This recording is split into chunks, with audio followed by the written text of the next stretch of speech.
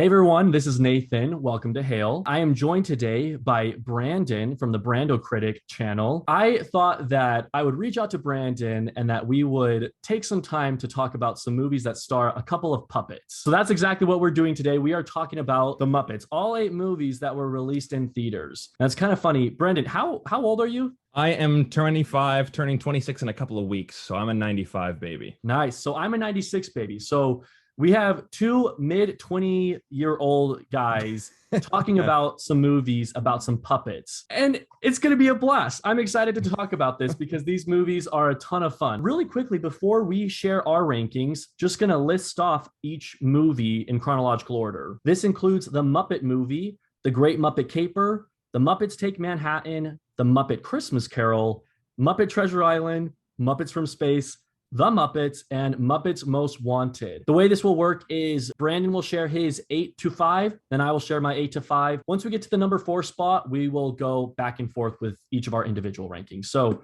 Brandon, what are your 8 through 5 picks? Okay, so number 8, I have Muppets from Space. And I like the idea of Gonzo's heritage being explored because, the entire joke is that we don't really know what Gonzo is. And, I felt that the ending was extremely heartfelt. But with a title like Muppets from Space, I really felt like they didn't take advantage of that premise because, it's not clever, it's not imaginative, it's not creative, it's not exciting. It's rather bland. When I think of Muppets from Space, I think of all these characters are going to go to different planets and spaceships, and we can see all these different creatures with all these different puppets. They don't take advantage of that at all. The entire movie takes place on Earth, which I found very disappointing. There were some funny moments here and there. There's always some funny moments in these movies, but I felt like this movie really pandered to children. It wasn't taking into consideration the adults watching, and this movie felt very 90s. You have the Dawson's Creek cameos, you have the 70s funk music, which was really popular in 90s movies for some reason, and it just, Rob Schneider's in your movie. I didn't really care for this one too much. I love that argument. At number 7, I have The Great Muppet Caper, which I find that a lot of people I've talked to really enjoy this one. But, when I go into these movies, I want to see these characters and their personalities interact with one another and their environments, not to see Miss Piggy's fantasies, which I feel like this movie was way too focused on. The musical numbers, while they are impressive, I feel like the movie just comes to a complete halt when those musical numbers are going on. And I felt like Jim Henson was more focused on recreating these big show tunes from Hollywood history than actually telling a story. Because I can watch a Muppet Caper movie, and I think we got that with Muppets Most Wanted, which we'll talk about later. But, Kermit and friends feel like cameos in their own movie. This is the Miss Piggy fantasy show. At number 6, I have The Muppets Take Manhattan. And now, coming from The Great Muppet Caper, we finally have Kermit as the main character again. And the plot is extremely basic. And, I like Jenny, right? I thought that she was a very good companion with Kermit, and I did like the kind of banter between her and Miss Piggy, kind of fighting over Kermit's attention. And really, that's all I really have to say about this one. It was just very okay. I enjoyed my time with it. Muppet Babies, love them or hate them. I thought they were a little unnecessary, but it's just a very okay movie. I don't really have much to say about that one. And at number 5, I have Muppet Treasure Island. And if anyone knows me at all, Pirates of the Caribbean, the first movie, is my favorite movie of all time. And I know that if I watched this movie as a kid, I would have loved it. The music and the songs were great, except for the Miss Piggy one, because, I love how they always try to get a Miss Piggy song in there, and yet her voice is so annoying. And her singing is just like, oh, I just skipped that part. The pirate storyline I found was very clever. The humor, it wasn't as clever. You have like Gonzo saying that he's gonna be in the NBA. I felt a little pandered to when they said those jokes. Young Jim's voice was a little concerning, right? I wanted him to hit puberty midway through the movie, but there's gotta be something better than this for me. I mean, hey, I gotta admit though, the songs were fantastic, and yes. Tim Curry might have been one of the best human characters in any Muppet movie because he is basically a Muppet himself, and he is just loving every single moment in this movie. And it was a fun one. I like when the Muppets kind of take an old story and then just put their characters in it. So Muppet Treasure Island was actually pretty enjoyable. Actually, Brandon and I both have the same last place Muppet movie. At number 8, I have Muppets from Space. I'm not gonna lie, guys. I tried to rewatch Muppets from Space and I wasn't able to get through it. I think I got about 10 minutes in before I was like, yeah, no, I'm gonna turn this off right now. I had remembered enough from like what I didn't like when I saw it years ago, and I just wasn't in the mood. Brandon, you kind of touched on this, but I feel like the running gag of Gonzo, no one knowing what Gonzo is such a good running gag in the Muppet movies. And I don't like that this movie is completely focused on finding out who he is. Like, I'd rather that be just a gag in the Muppet movies where to this day we still don't know what Gonzo is, but instead this movie is all about, well, who he is. When you said that you like it how it's just a running gag and you didn't want to explore it, I'm okay with exploring it. I just think that they completely missed the mark. They dropped the ball. When you have a title like Muppets from Space and you're going to talk about where Gonzo came from, let's explore space. Let's get completely creative with it. Let's see different planets. Let's see other Muppets. Let's really go on an adventure to see or find out what Gonzo is. But I found like the movie was just a slapped together, very simple plot about Miss Piggy wanting to be on news. And then at the end, oh, this is what Gonzo is. Remember? That's what we were here for. So, I would have been totally fine with them exploring his backstory, but I think they went the completely wrong route to do so. But throughout the entire movies, a whatever. I love it. I think that's actually a really good point you raised, because they could have even made it an emotional movie with going to these different planets, and we're getting that much closer to finding Gonzo's like origin and his family and everything. But yeah, I agree. They missed the mark on that one. I will say, though, that I like the opening scene with Gonzo having a nightmare of not being able to get into the Ark with Noah, and Noah just gives him an umbrella. I think that's hilarious. My number 7 is actually Muppet Treasure Island. It's funny, you said something that stood out to me. You said how if you had seen this as a kid, you would have loved the whole thing. And that's how I feel. I saw it as a kid and I did love it. I think on a rewatch, to me, the joke seemed very childish. And a lot of the Muppets movies, the reason that they work so well is because they're made for all ages. I don't think that they're like Toy Story in the sense of story, but I think they're like Toy Story in the sense of they're made for all ages and they work for all ages. Whereas the Muppets Treasure Island feels very focused on a children's audience. I will also agree that Jim Hawkins, his voice is very high.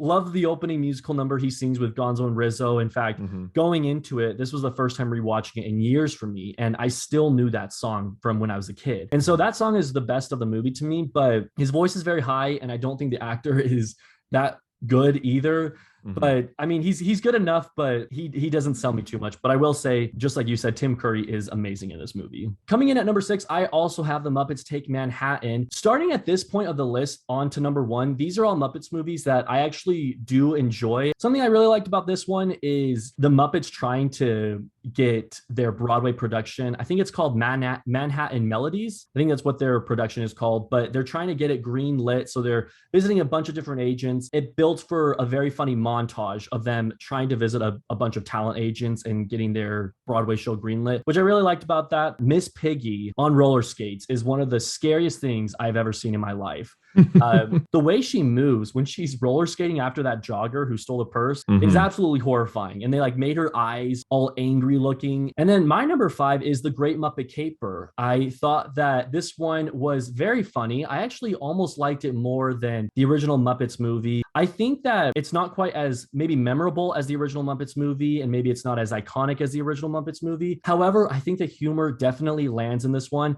I'm kind of sad it has to be ranked at number 5 because I really do like it. There's a scene where all the Muppets are flying to Europe and they're on the plane, and like Kermit's box or cage, whatever, is labeled as frog.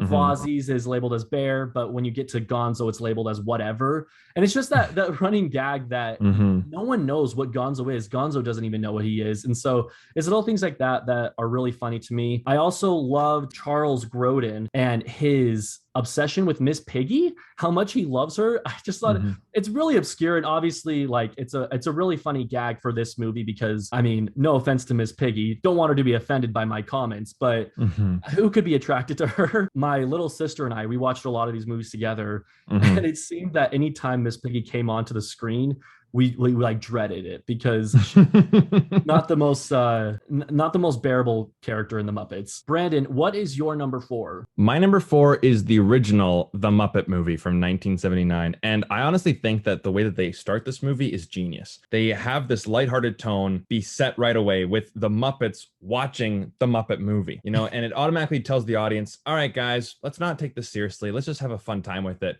and you are automatically in that mindset throughout the entire thing. And you know, Kermit the Frog is one of the best protagonists. You know, like I did a reaction video to this, and I just fell in love with his voice right away when he sings a song about rainbows, right? The Rainbow Connection, which is a great song. The songs are fun, the jokes are witty, the great puppet work. There were some filler moments, you know, like you said, Miss Piggy was annoying, and not all the songs were the best. But, you know, I also like the message about having a dream and sharing that with people, and having a dream, and dreaming big is infectious, and you can get a lot of people around you, and it's all about friendship. And it's just a very fun, lighthearted movie. I was smiling throughout the entire thing, and it's very hard not to when you're watching the Muppet movie. Yes, I definitely agree. Something that I love about the Muppet movies in general is I feel like even the ones that are worse than the other ones, they're never doing any harm to anyone. Like you can watch the movies and for the most part have a smile on your face, either the whole duration or at least in a few parts of the movie. So really like that. My number 4 goes to Muppets Most Wanted. This was one that I saw in high school and I didn't like it in high school. I think I had really high expectations because I really enjoyed the 2011 Muppets movie. This one just didn't deliver, which is kind of ironic because in the opening musical number, they say how the sequel is never quite as good. And so I think it's funny because even in their meta sense of humor, they can include something like that. But Muppets Most Wanted on a rewatch was much better. I really thought a lot of the jokes were funny. I think it's funny how they predicted Toy Story 4 5 years before it happened, because let's be honest, we all knew that Toy Story 4 would happen someday. Like a standout joke to me in The Muppets Most Wanted, it's in this scene where he's away from the Muppets, he's trying to go save Kermit, and at one point they find out, they say, Walter has quit the Muppets. What's so funny to me is they say something along the lines of, we tried so hard to get him to join the Muppets. And then it shows Rizzo the rat. And he's like, yes, at the expense of sidelining other main Muppet characters. That has to be like the standout laugh out loud moment. Although there were plenty of those moments for me in Muppets Most Wanted. Yeah, and you know what's funny is that my next film, number 3, is Muppets Most Wanted. And I love that joke also. And then when I watched the 2011 one, I'm like, where's Rizzo? You know, and again, I didn't watch the show, the Muppet Show growing up, and I believe that Rizzo wasn't really in that show. I could be totally wrong on that, but you know, Rizzo to me is a very especially him and Gonzo is the very like 90s version of the Muppets, which, you know, might have been not the most successful in terms of the Muppets, with Treasure Island not doing so well at the box office. I thought he was great here, but for Most Wanted, this is what I wanted the Great Muppet Caper to be. I think Constantine is the best villain the Muppets have ever had. He was hilarious. The jokes were hilarious. They were fourth wall breaking. They were self-aware. Like you said, you know, the sequel's not as good. And the whole, oh, who are they? Who are these guys? Oh, they're just extras. Love it. Just love it. And Miss Piggy isn't overused. I think she's used the perfect amount. And of course, you know, her love for Kermit, that is definitely a giant plot point with Constantine. Whatever you want, baby. I think it's awesome. The human characters are very funny. Tina Fey, Ricky Gervais. I think that they all knock it out of the park. The songs are just as fun. And I just thought it was a solid Muppet sequel. It looks like Brandon and we kind of swapped our 3 and 4. So my number 3 is the original Muppets movie. I agree with everything that Brandon said about it just being a very feel-good movie. They have some very good running gags, especially one, I'm not going to be able to quote it perfectly, but there's this one where anytime someone says something, this lady from the bar comes out of nowhere and responds to them. I can't remember the exact words or the exact like joke, but I remember I laughed every time they use that joke. But something that I think also holds up really well with this original movie is that it came out in the 70s, yet I recognize a lot of the famous cameos in this one. Probably the most notable one, Orson Welles is in it towards the end, and that was super funny and cool to see Orson Welles in a Muppets movie. So I really like that. All right, so as Brandon and I were preparing this video, we actually found out that we had the same top 2 movies. And so our number 2 goes to The Muppet Christmas Carol. Brandon, what are your thoughts on this movie? I think this is the best version I've ever seen of A Christmas Carol on the big screen. Michael Caine is amazing in this movie. I thought he was the perfect Scrooge, and he's the star of the movie with all the Muppets as the cameos and as the side supporting characters.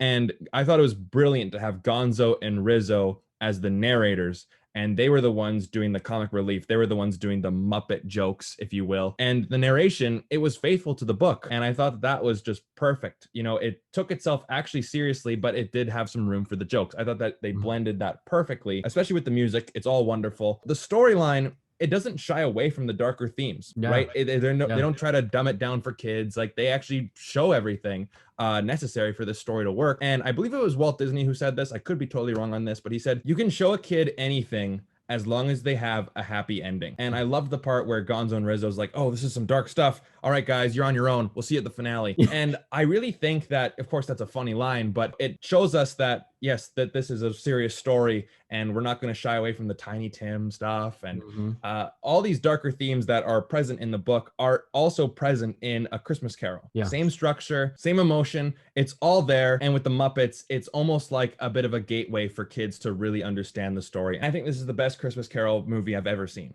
just straight up. I love how you pointed out that Michael Caine is more so the star and the Muppets are the cameos. This is the first Muppets movie that I think it's the first one in their like chronological order that's the storybook kind, where it focuses on a story that we all know and we all love. But I thought it was interesting because we're used to seeing the Muppets go on some sort of adventure. And while they're on the adventure, they run into all these famous celebrities or cameos here and there. And I think it's a testament to how well done Christmas Carol is that we don't need the celebrity cameos to get a good Muppets movie. I liked how emotional it was too. I've met people before, believe it or not, that this is their number one movie of all time.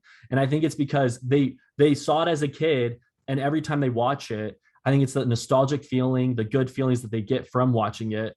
And it's just, it's a movie that you can watch and just feel really good after watching it. And so for that, I think Muppets Christmas Carol is definitely one of the best of the whole series. And Brandon, what is our number one Muppets movie? It's The Muppets from 2011. This movie, I think I laughed the most at. Yes. This one was just hilarious. There was jokes for adults, for children. It was self-aware. Kermit is front and center with adult themes, you know, his relationship with Miss Piggy, his relationship with the rest of the Muppets, you know, getting old, getting forgotten. Again, when a children's film or a family film doesn't shy away from the darker themes, that's when I think you really hit gold. And I really think they did it really well.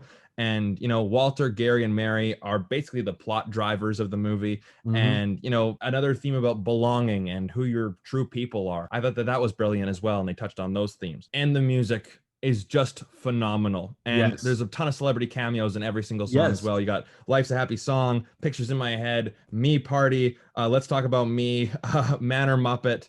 And I mean, when Chris Cooper starts to rap, I'm like, oh no, are we going down this route? But you know what? It fit. It totally fit. It totally had that Muppets self-aware, just lighthearted, hilarious tone to it that it completely worked. It didn't feel like it was pandering at all. And that's how you do a soft reboot. You know, that's how you bring back characters from an old franchise and you redo it. You know, it's like dusting off all the things in storage. This movie did it better than almost any other big franchise I can think of. And I also like that there's a couple jokes in here where Disney clearly bashes on Universal Studios. It's like subtle, but not so subtle. And I kind of love that. It's just very self-aware. Yes, the Muppets are Disney now, but hey, Disney can also be self-aware and meta as well. So Muppets, that was by far my favorite. I loved it. Yeah, I completely agree with it being like by far my favorite, no competition. I like what you said about how great all the songs are. My personal favorite is Life's a Happy Song. Funny enough, Manor Muppet, I don't know if you knew this, but it actually won the Oscar for Best Original Song. And so this is an Oscar-winning Muppet movie right here, which is even cooler. I think that we could probably make a video on its own about every single funny moment that happens in this film. And so I won't spend too much time talking about the specific gags that make me laugh. Although I will say that the Muppet meta humor is as present as ever, with things like Kermit saying we can't get the gang back together, and then Amy Adams saying something like, oh, wow, this is going to be a really short movie. Little things like that where you're like, oh my gosh, this is like so aware of itself. It's hilarious. Another pro to the Muppets is that the celebrity cameos are easily recognizable, whereas some of the older movies, I didn't quite recognize all the celebrities just because it's not my time. But 2011, you see like Jack Black, for an example, or Zach Galifianakis, which is also in Muppets Most Wanted. They're easily recognizable because you've seen them in so many other movies. So that's another thing that I really appreciated about the Muppets. It's a great time. Great songs, great humor, great fun. And yeah, it's definitely the number one. My favorite joke in that movie, though, is when the kid from Modern Family comes in, when like Whoopi Goldberg and Selena Gomez are coming in, and he goes, "Are you one of the Teenage Mutant Ninja Turtles?" Yes, I am. I'm like, that is just brilliant. Really quickly, Brandon, I wanted to ask you, as you've watched all these Muppets movies, who would you say is your favorite character of the Muppets? I mean, it's easy to go with Kermit just because he's the main star. He's so likable, and I always like, and even in the Muppets, you know, he always has something to say. Like he's so easily like the best friend of everybody. He always has the best advice. You know, you can always feel like you can go to him with your problems. But that's an easy answer. I'd say for a number 2 would probably be Gonzo. You know, and I think because I think he worked so well as a narrator in Christmas Carol, and he worked very well with Rizzo in that movie and with Muppet Treasure Island. And, you know, the design I thought was pretty great. How he's always, you know, blasting out of a cannon, and he's kind of the home wrecker of the group, you know. Yeah. I would say that my favorite Muppets character is also Kermit. For crying out loud, I have Dictator Kermit on my shirt right here. I feel like saying Kermit is your favorite Muppet is just such a given. So I also prepared a second favorite. I'm going to go with Fozzie Bear. I think he is hilarious. And he's hilarious in the fact that he's almost like not hilarious. Like his jokes are so bad that you can't help but laugh at them. I will say, though, I didn't like the whole finger thing in Muppet Treasure Island where his finger's a person. That joke didn't land for me, but it's lazy writing. Yes, absolutely. But his whole like waka waka, like it works so well after his awful jokes. And yeah, I'm going to say Fozzie, but that does it, guys. That is our ranking for the Muppet movies. As always with these rankings, leave your comments below on what your ranking would be on this movie series. If you haven't seen all 8, still let us know which ones you love and which ones you have seen. Brandon, I'm going to give you a moment to tell them about your channel. Awesome. Well, my name is Brandon, aka the BrandoCritic, and like I say in almost every video, it's my job to point you guys in the direction of movies worth checking out. So recently, I've been getting on the press list for some studios, so I've been doing the movie reviews of the newest releases. But if I'm not doing that, I'm doing movie reactions for movies that I haven't seen before. I just did Psycho. You know, I'm just starting to get into Alfred Hitchcock. It's been way too long. But then also every second week, I do a live stream called Brando's Movie Hangout. It used to be called The Brando Show. Nathan's been on it a couple times, where we just hang out, we chill, and we answer questions from the chat. We normally talk about movies, you know, Brando's Movie Hangout. That's what we talk about. But we'll talk about music. We'll talk about traveling. We'll talk about video games. We talk about anything. But movies is the main topic, and we just have a good time. So if you guys are interested, well, then check me out. I will leave all of Brandon's information in the description below. Thank you guys so much for watching. We appreciate it. Have a great day.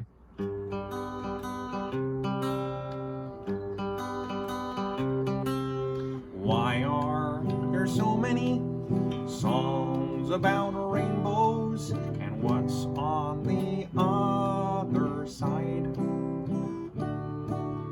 Rainbows are visions, but only illusions, and rainbows have nothing to hide. So we've been told, and some choose to believe it. I know they're wrong, wait and see.